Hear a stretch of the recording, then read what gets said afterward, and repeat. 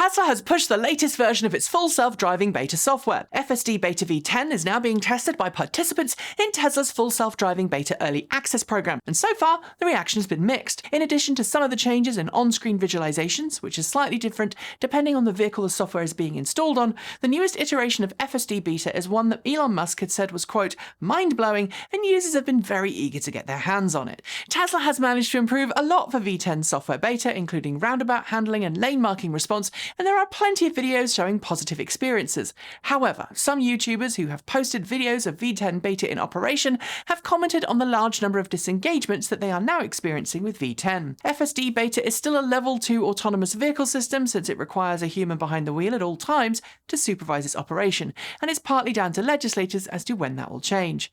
Elon Musk remains positive that a public beta will be rolled out to owners who've already purchased FSD, but that, we're assuming, will depend on how V10 performs. For as long as we can remember, while Norway's population is far smaller than many other European countries, it's led the entire world on per capita EV adoption rates for many years, thanks in part to 1980s pop band sensation a-ha, but that's for another video. These days, the overwhelming majority of new cars sold in the nation are all electric, which means that filling stations are becoming more and more abandoned. The solution? To replace filling pumps with charging stations. As YouTuber Bjorn Nyland detailed in his YouTube channel recently in a sponsored video, Shell has been busy ripping out gas pumps at some of its filling stations and replacing them with multiple EV charging stalls. And while you might think that replacing a petrol pump with a high-power DC charging station would be problematic, it turns out it isn't. Petrol stations already have high-capacity power lines, since those pumps require a lot of power to operate, and while the feedback to the underground petrol tanks needs to be capped off, everything else is pretty straightforward. And given that many filling stations now have attached cafes, it's not the worst place to spend half an hour while you recharge. Rivian is getting oh so close to delivering its first production R1T and R1S electric recreational trucks to customers this month, and we've seen plenty of videos of customers and some lucky journalists getting behind the wheel for the first time. But it looks like one of the party tricks Rivian had hoped to launch with the R1T and R1S, the quad-wheel tank steer, won't be rolled out in any vehicles at launch. The now famous tank turn, made possible by the virtue that the R1T and R1S are quad-motor trucks with one motor driving each wheel, helped gain Rivian a lot of attention in the early days, and looked to be the perfect fun for off-road shenanigans. But according to Motor Trend, Rivian won't be enabling it at launch because the dynamics of getting tank turn right.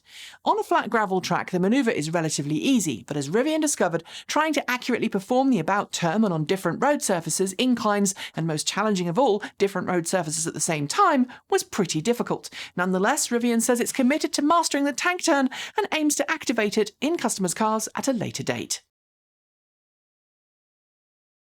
If you're someone who's on the waitlist to get behind the wheel of a new Tesla, you'll know that demand is impressively high right now, with Tesla customers in some markets facing a significant wait between ordering their car and having it delivered.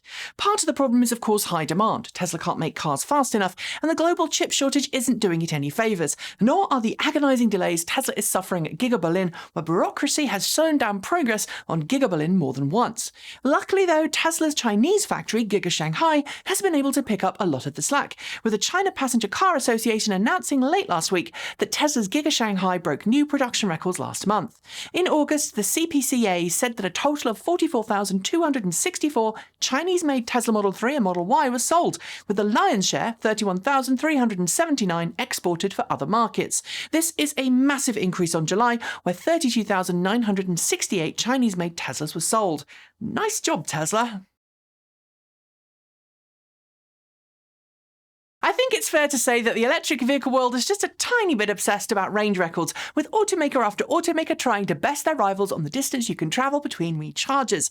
In a similar vein, we've seen more than our fair share of record attempts over the years as both automakers and enthusiasts try to see who can travel the furthest on a single charge, even if that means driving at the kinds of speeds that aren't usually okay on the public highway.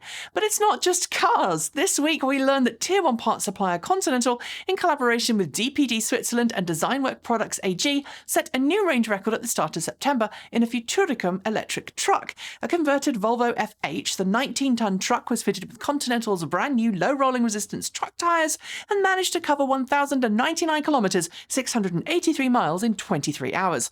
That's an impressive stunt until you learn that the truck was on a special track travelling an average of 50 kilometres per hour, 31 miles per hour. Still, it is a world record, so congratulations to all involved. In the automotive world, aside from Fiat and the impact its diminutive and fun cars have had on Europe, Italy is pretty much famous for one thing and one thing only: fast, expensive and powerful sports cars. But in a world where tightening emissions and potential internal combustion engine sales bans loom overhead, the very thing that made Italian sports cars manufacturers famous means that there's a significant concern they won't be able to exist in the future. Sure, both Ferrari and Lamborghini have the wherewithal to do like the rest of the automotive industry and invest in EVs. I mean, Lamborghini is owned by Volkswagen AG, and until recently, Ferrari was part of the Fiat family. But when faced with change, these two companies are apparently doing what many companies before them have done: fight it with politics. That's right, at the behest of both automakers, Italy's Environment Minister is lobbying the EU to seek an exemption to both companies, stating that since they have much smaller sales numbers, there will be no problem for them to carry on making ICE supercars. But since said government minister was at one time a non-executive director at Ferrari, I'd say he's not exactly unbiased. When you're in the market for a brand new vehicle, there have traditionally been two choices: leasing or buying, and now in some places there's a third: subscribing to your car, which is a little like leasing, but with all of the extra costs associated with owning a car rolled into one payment. Leasing traditionally hasn't been available for used cars, but Volkswagen is now looking into doing just that with its ID electric vehicles, with the goal of setting up leasing programs for used EVs. The idea behind the plan is pretty simple. By keeping used EVs in the leasing pool, Volkswagen retains ownership of the vehicles and thus the battery packs, and at the end of the lease period it can take the vehicle back and either lease it to someone else or recycle it, battery pack it all. Since battery packs are considered highly valuable, it could result in lower lease payments for customers and of course avoid concerns that many used car buyers have about owning an older electric car whose battery pack may or may not be out of warranty. If it helps people get behind the wheel of a used EV without the usual fear of buying an EV used, I think it's an interesting plan. What say you?